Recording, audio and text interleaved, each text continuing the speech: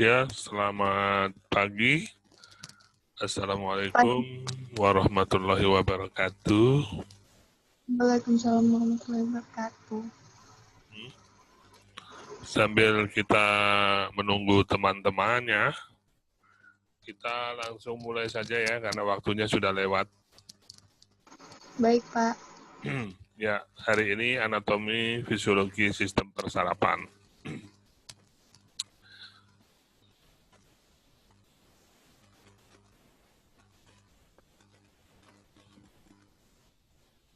Ya, sistem anatomi fisiologi persarapan, kita akan belajar satu fungsi utamanya yang kemarin kita sudah bicarakan, yaitu menerima stimulus,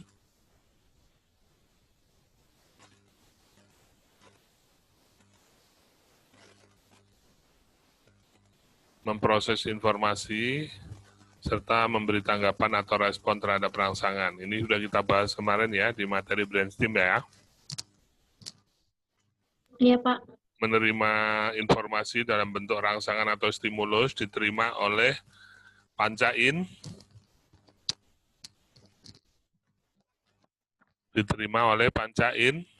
Indra, Paca Indra. panca indera dan diterima oleh seluruh sistem persarapan tepi yang berada di seluruh organ.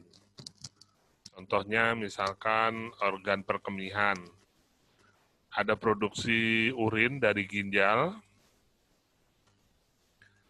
ditampung di bladder, ya, itu untuk menampung sementara air kemih, sampai pada level tertentu yaitu sekitar 200 cc, maka baru dia akan diterima stimulusnya oleh susunan saraf tepi, baru dikirim ke otak, ya. Barulah otak memutuskan untuk kencing atau tidak kencing.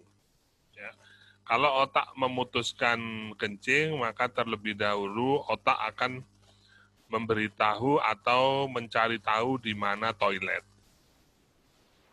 Dan otak akan memberitahu jika sudah ada informasi sebelumnya tentang toilet. Contoh, kalau Anda di rumah Anda, itu posisi toilet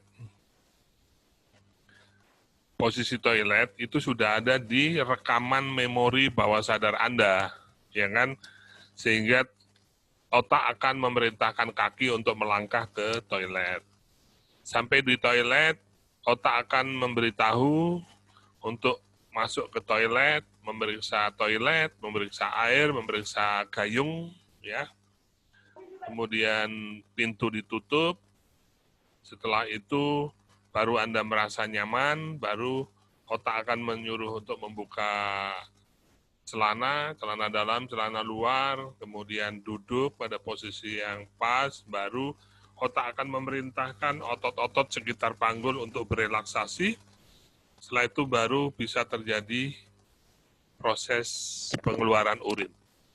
Kalau otot-otot di dasar panggul juga masih tidak direlaksasi, maka bisa jadi urin atau air kencing tidak bisa juga keluar, ya. Atau tubuh kita masih merasakan stres atau ketegangan.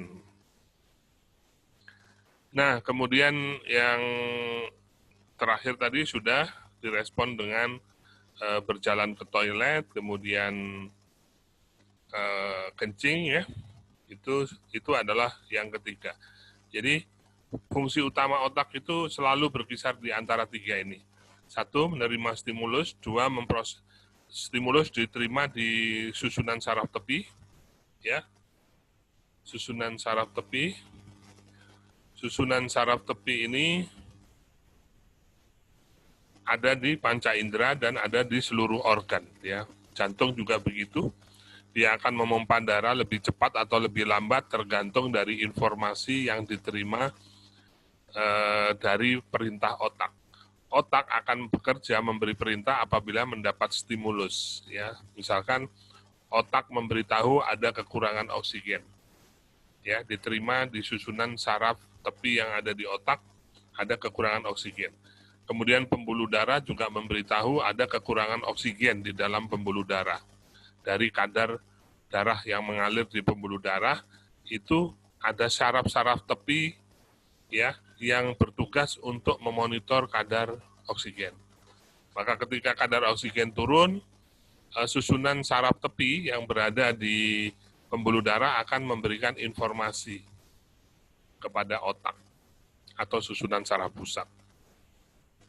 Nah, setelah diterima informasinya, di-coding oleh otak, diputuskan oleh otak bahwa kadar oksigen rendah.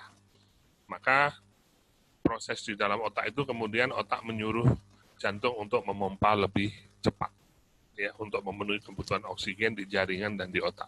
Begitulah cara kerja otak ini dengan 3 fungsi utamanya, ya.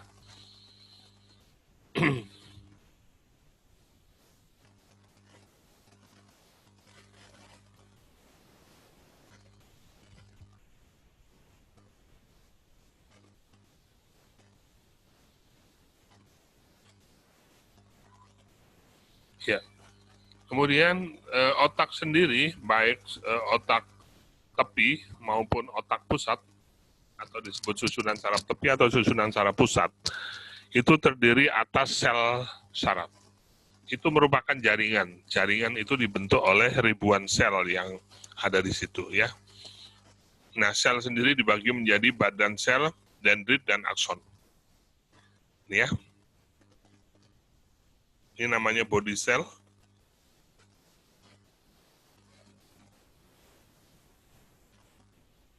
Ini namanya body cell, ada inti.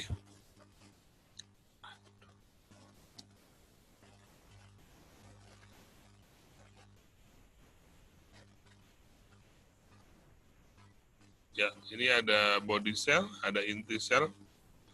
Nanti dibahas selnya sama di materi anatomi yang lain tentang sel. Kemudian ini rambut-rambut disebut dendrit, ini batangnya ini disebut akson, kemudian tempat menempelnya ini disebut dengan sinap.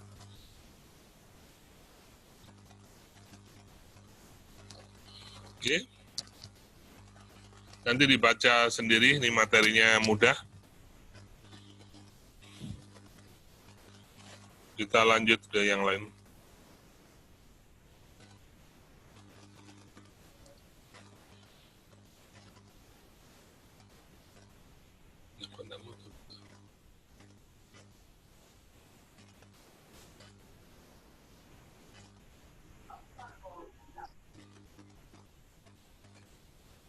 Ya, itu penjelasan tadi. Dendrit itu serabut-serabut yang merupakan tonjolan sitoplasma berfungsi untuk menjalankan impuls. Ya.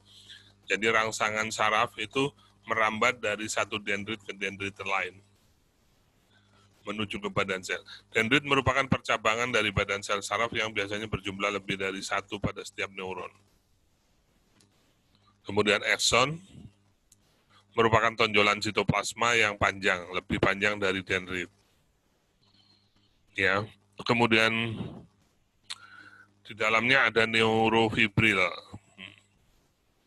dibungkus oleh mielin, disusun oleh sel-sel swam. Lapisan mielin yang paling luar disebut neurolema. Nah, ini gambarnya ya. Yang biru itu mielin ya. Yang kuning itu, ini yang kuning, ini sarafnya ya. Ini nggak boleh rusak. Ya, makanya oleh Tuhan kita Allah Subhanahu Wa Taala, karena sel saraf ini sangat penting dan kalau rusak susah untuk kembali, nggak bisa dibuat ulang, maka dibungkus dengan selaput ya, namanya mielin, berisi sel swan. Kemudian akson,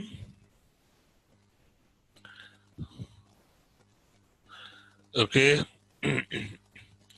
Ini dalam gambar yang lain ya, tentang sel saraf. Ini kaitan satu sel dengan sel yang lain. Nah, untuk sel saraf dibagi menjadi 3. Tadi saya bilang yang menerima sensor di panca indera dan di seluruh organ itu adalah sensorik.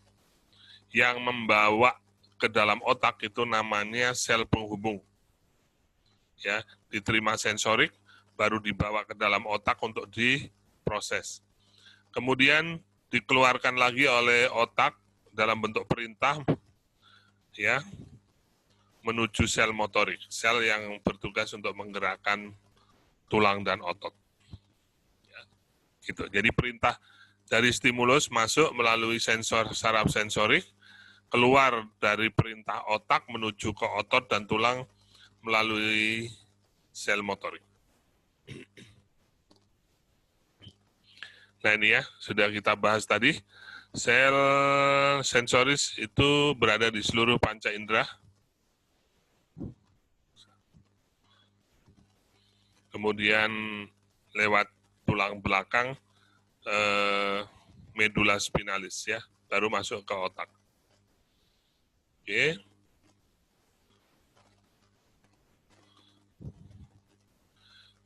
Cirinya ini aksonnya pendek, ya. Aksonnya pendek. Dendritnya panjang. Itu ciri sel sensorik. Dendritnya panjang, aksonnya pendek. Berbeda dengan motorik, ini cirinya dendritnya yang pendek, aksonnya yang panjang, ya.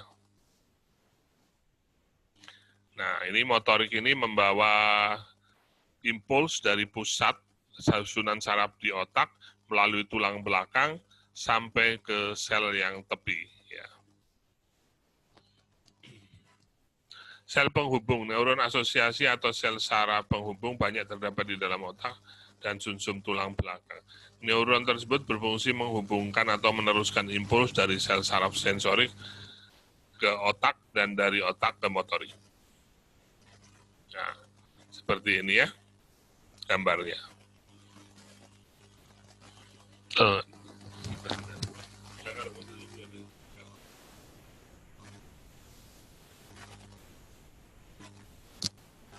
Oke.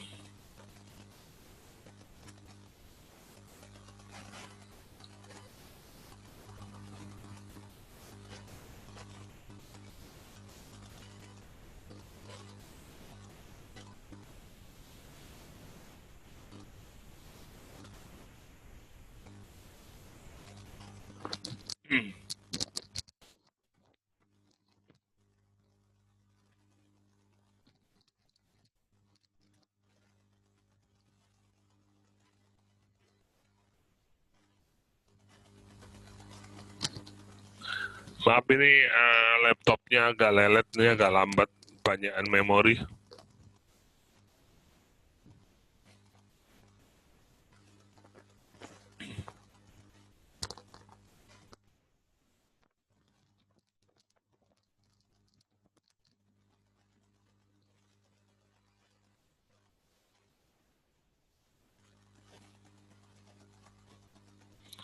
Nah, saraf, sistem saraf dibagi menjadi dua. Ini laptopnya lari-lari terus, sabar ya.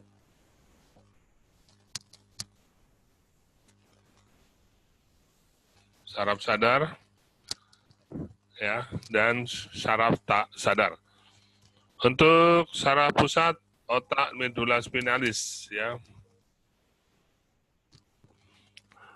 Di susunan saraf ada otak dan ada otak disebut juga susunan saraf pusat, dan yang berada di tepi itu adalah saraf tepi, Pak Irfan. Berisi saraf sensorik dan saraf motorik. Sedangkan saraf tak sadar itu dibagi menjadi dua, ada saraf simpatis dan parasimpatis. Ya.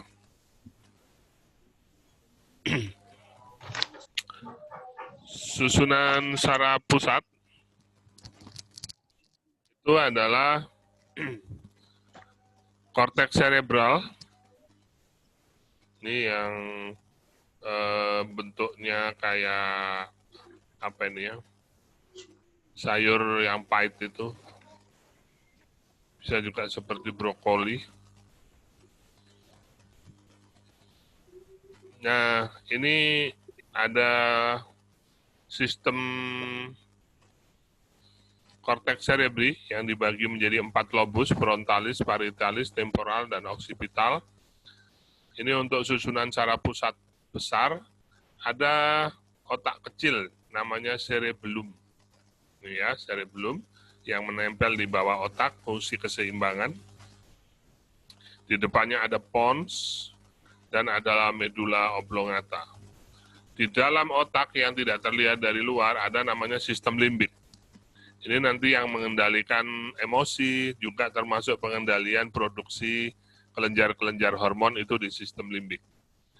Jadi ketika sistem limbik itu mengendalikan emosi, contohnya bahagia. Kalau bahagia banget itu kemudian diproduksi hormon dopamin.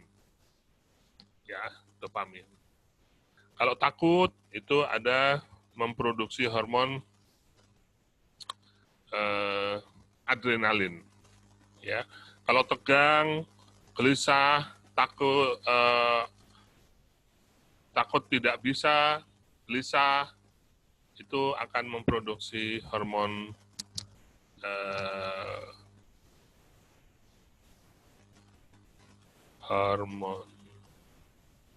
kortisol ya, kortisol gitu.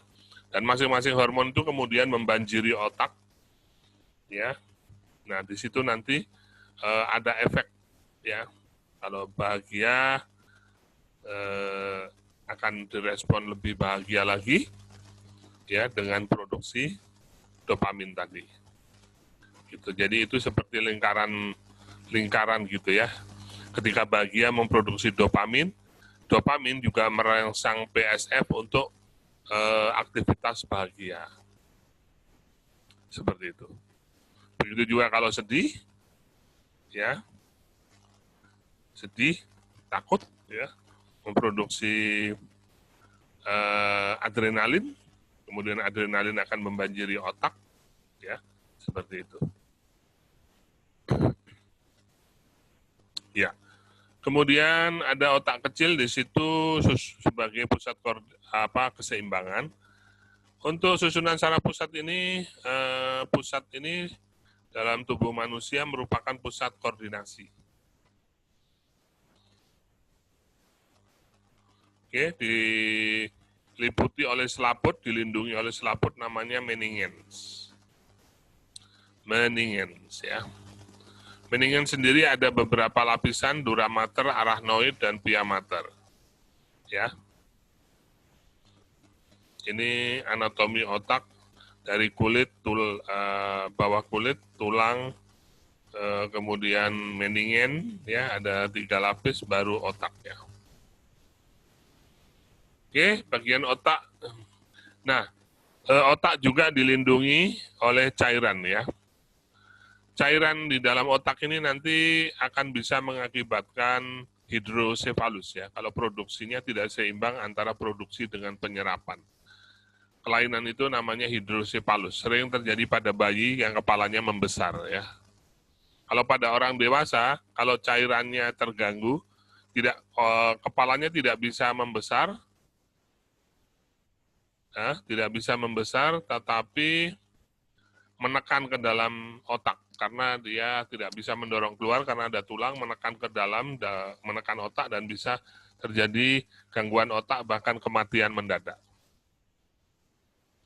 Otak besar, cerebellum, istilahnya otak kecil itu cerebellum. Otak tengah mesencephalons, ya. Kemudian medula oblongata.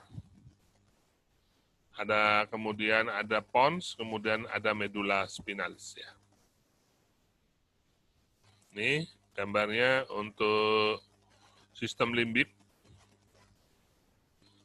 Ya, ini fungsi emosi.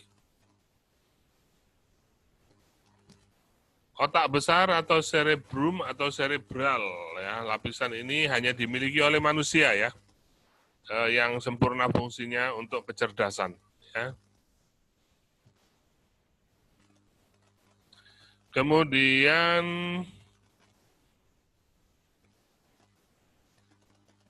Di bagian tengahnya, di bagian belakang otak besar terdapat daerah pusat perkembangan kecerdasan, sikap, kepribadian, dan ingatan. Yang tadi kita bilang sebagai sistem limbik ya. Gitu.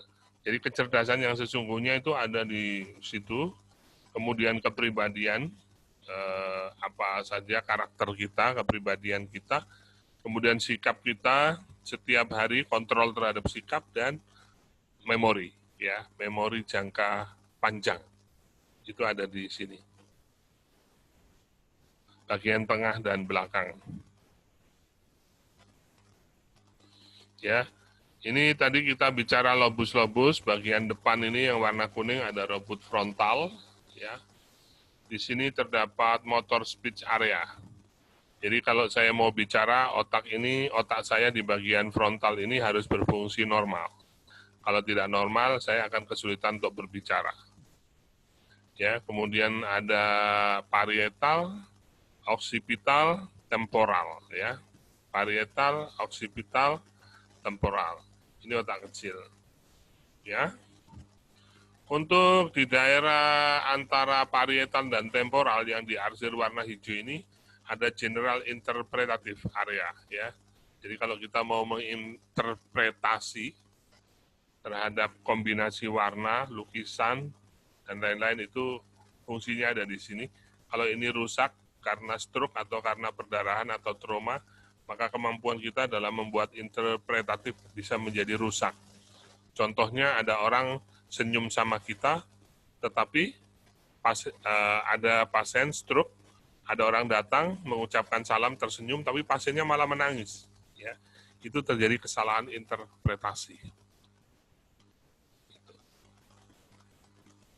Oke, nanti dihafal. Nanti dihafalin lobus-lobusnya ya. Otak kecil cerebellum, kalau otak besar tadi jembatannya namanya corpus callosum, kalau otak kecil ini jembatannya namanya farol. Ya, ini untuk koordinasi gerak dan keseimbangan. Otak tengah ini di istilah lainnya adalah mesencephalon atau sistem limbik, terletak di depan otak kecil dan jembatan farol. Bagian atas otak tengah merupakan pusat refleks mata, pusat pendengaran. Nah, ya, kemudian di bawah otak pusat itu ada yang menuju medula spinalis disebut dengan medula oblongata. Itu pusat pernapasan dan jantung. Sebagai pengatur pernapasan, jantung, suhu badan, serta pusat pelebaran dan penyempitan pembuluh darah. Ya. Pelebaran penyempitan pembuluh darah ini untuk mengatur peredaran darah di dalam tubuh manusia. Jika volumenya berkurang, maka dia akan menyempit. Jika volumenya lebih, dia akan melebar. Begitu juga ini sangat terkait dengan fungsi jantung. Ya. Medula oblongata merupakan penghubung antara otak dengan medula spinalis, ya, atau sumsum tulang belakang. Sekarang sumsum tulang belakang disebut dengan medula spinalis. Ini berisi penghubung impuls yang berasal dari otak serta sebagai pusat gerak refleks, ya. Penghubung dari stimulus yang diterima di saraf tepi dikirim ke otak pusat melalui medula spinalis.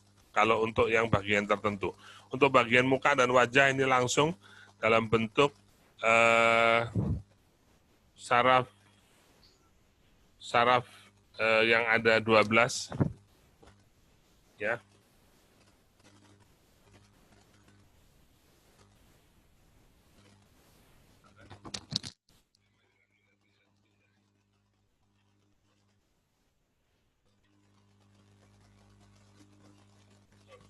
Nah, ini contohnya medula spinalis, ya. Tulang belakang. Isinya adalah susunan saraf pusat juga, tapi tidak berfungsi untuk berproses, hanya berfungsi sebagai kabel penghubung. Ya. Bentuknya seperti ini. Ini sarafnya, ini juga sarafnya.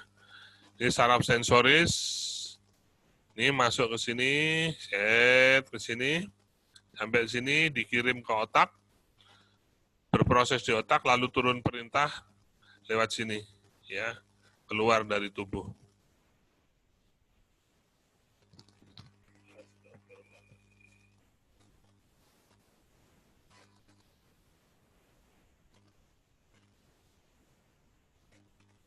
Oke. Nah, sekarang itu tadi susunan saraf pusat, ada cortex cerebrum, medulla oblongata, pons, medulla spinalis. Sekarang susunan saraf tepi yang ada di seluruh organ dan berada di seluruh panca indera. Susunan saraf tepi terdiri dari saraf-saraf yang berada di luar sistem saraf pusat, ya. Artinya sistem saraf tepi merupakan saraf yang menyebar pada seluruh bagian tubuh, melayani organ-organ, kulit, persendian, otot, kelenjar, saluran darah, dan lain-lain, ya kan? Dan berada di panca indera.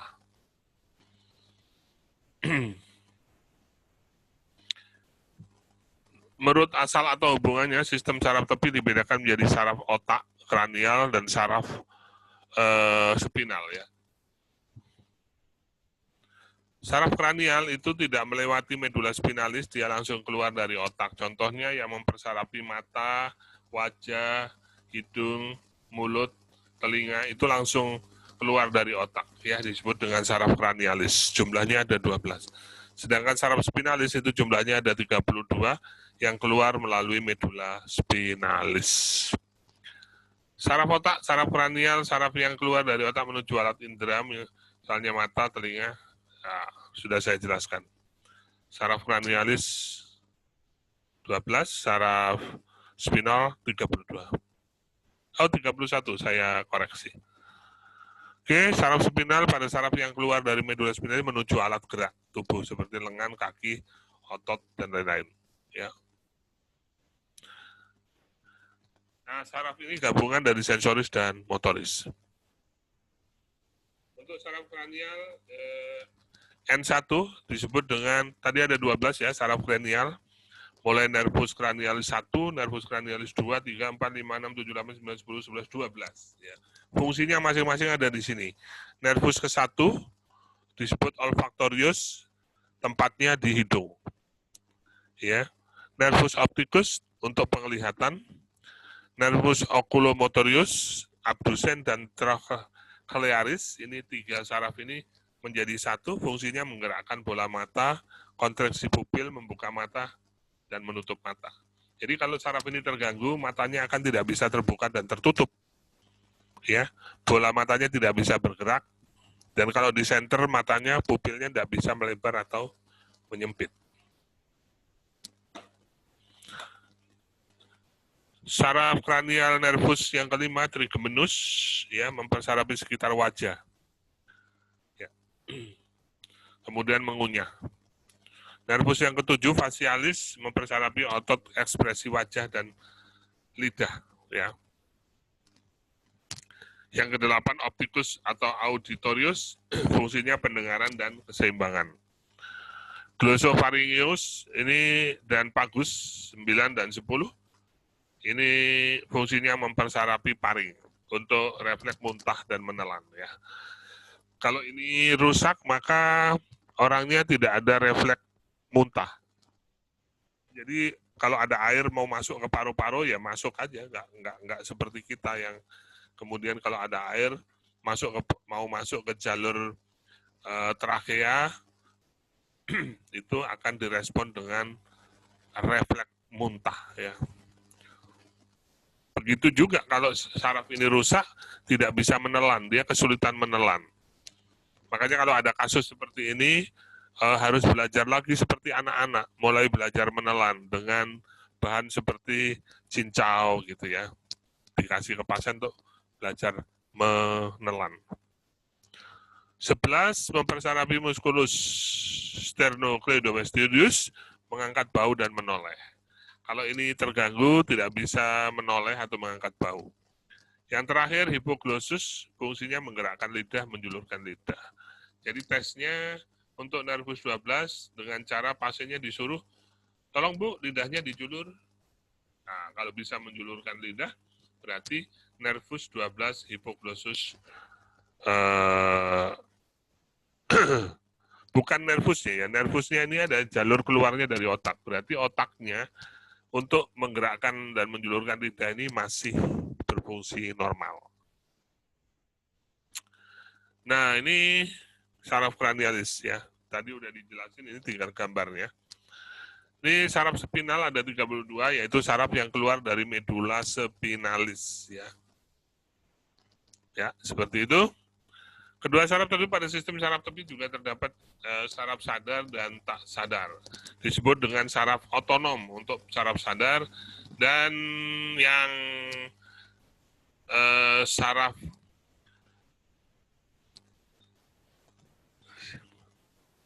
saraf otonom ini yang automatically bekerja ini terbagi menjadi dua, yaitu saraf simpatis dan saraf parasimpatis. Dua sistem ini bekerja berlawanan ya. Seperti kalau keluar air mata itu simpatis, kalau tidak keluar air mata berarti parasimpatis begitu. Nah, seperti ini mengontrol kontraksi pupil, jantung berdebar-debar ya. Itu kalau ada kerja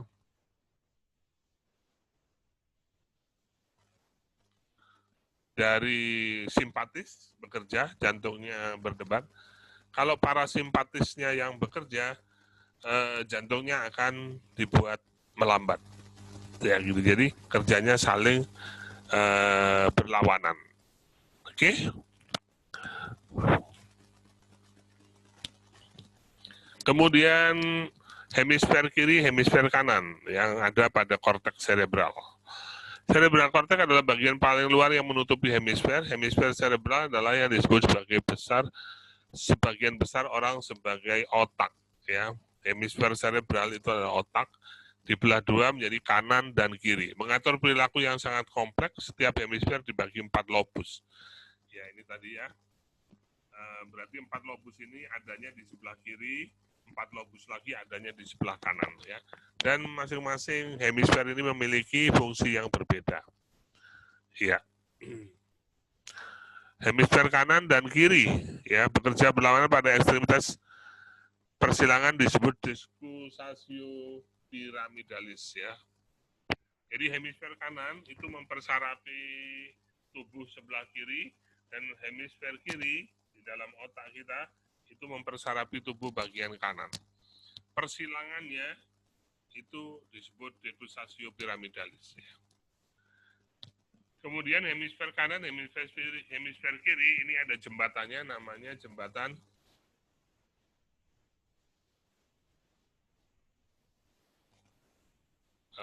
jembatan yang menghubungkan antara hemisfer kiri dan hemisfer kanan ya. Yang kita bicarakan kemarin namanya corpus callosum ya. Inilah yang menyebabkan kanan dan kiri ini sulit untuk digerakkan dengan perintah yang berbeda dalam satu waktu. Kenapa? Karena dia ada jembatannya, dan jembatan ini sering informasi perintah atau motoriknya bertabrakan di situ. Ya. Sehingga kalau kita menggerakkan sebelah kiri, sebelah kanan bersamaan dengan perintah yang berbeda, kita sering kesulitan. Tapi bagi orang yang sudah berlatih itu akan menjadi bagus. Contohnya pemain gitar, pemain keyboard, ya itu kemampuan dia dalam anatomi corpus callosumnya sudah menjadi lebih tebal.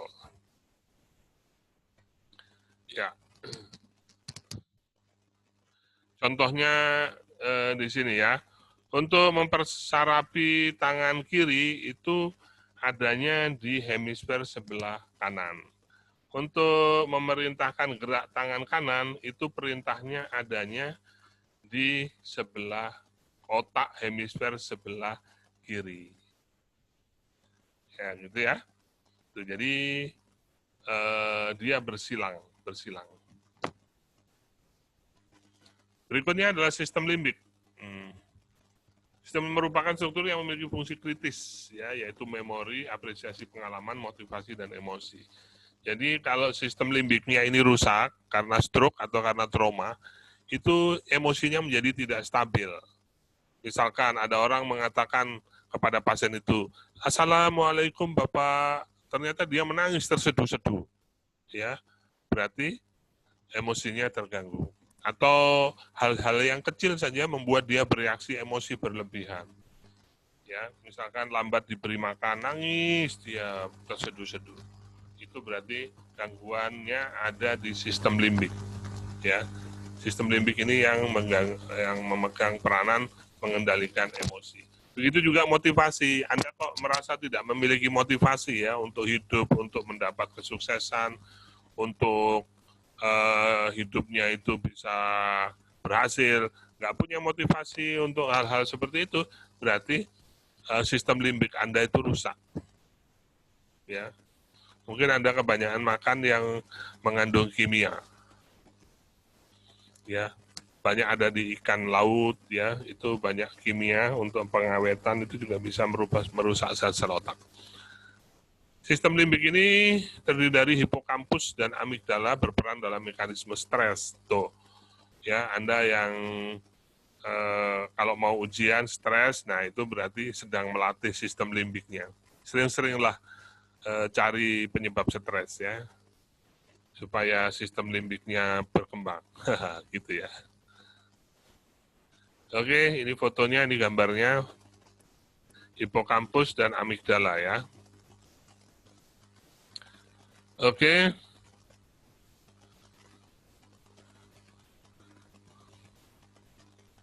Ya.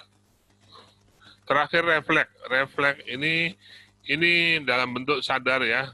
Gerak sadar, ada minuman, kemudian kita pingin atau respon tubuh kita merespon kekurangan cairan, kemudian dilaporkan ke otak, otak memerintahkan kita mau minum gitu ya, baru membuat perintah, kemudian menjalar di respon di medula spinalis, merambat ke tangan dan tulang-tulang tangan, kemudian kita berusaha bergerak untuk meraih gelas, itu namanya gerak saraf ya, sadar ya. Ya, ini medula spinalis. Nah, ini tangan-tangannya bergerak, ya.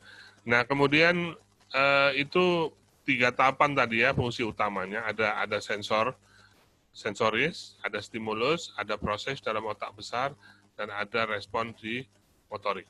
Nah, bagaimana dengan gerak refleks? Refleks itu hanya sampai di medula spinalis, tanpa diteruskan ke otak susunan saraf pusat, tanpa diteruskan ke dalam otak yang di kepala, dia langsung mengambil keputusan dan dilakukan gerakan motorik. Itu namanya refleks. Dan itu hanya berlangsung di medula spinalis. Ya, begitu ya.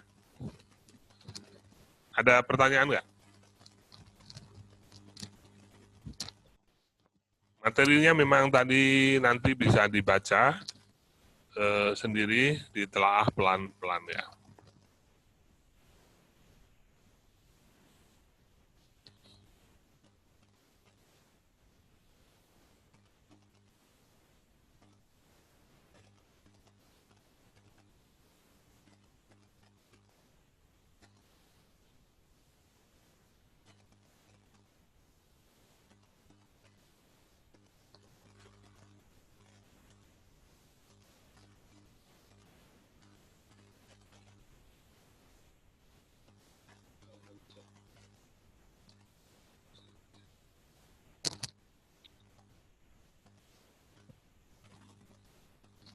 Ada pertanyaan nggak ya?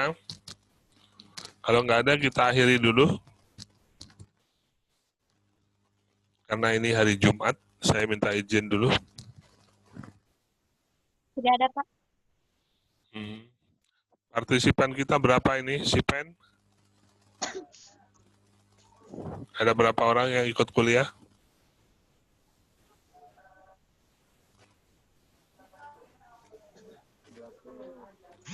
Ada 21, Pak. 21. Yang hadir 21. daring, sebagian ada yang izin. Oke, ya, sip. Terima kasih. Kalau tidak ada pertanyaan, Kita cukupi dulu. Selanjutnya nanti kita masuk ke fisiologinya otak atau kita langsung ke organ lain. Ini baru anatominya ya, fisiologinya belum. Tapi tidak apa-apa Baik, kalau Pak. mau loncat ke jantung dulu atau ke paru-paru dulu boleh. Terima kasih, selamat siang. Iya, terima kasih Bapak. Yang Pak. Yang Pak.